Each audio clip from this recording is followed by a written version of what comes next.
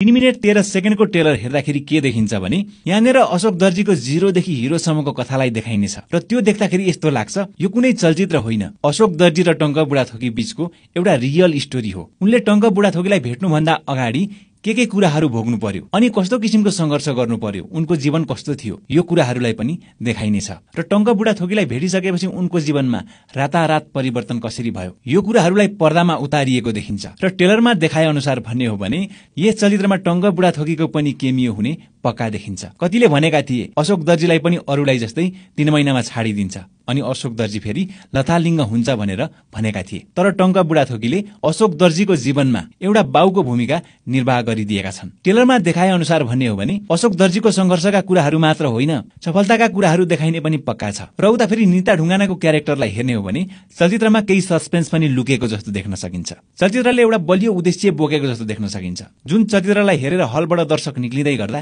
एउटा राम्रो सन्देश छोड्नेछ।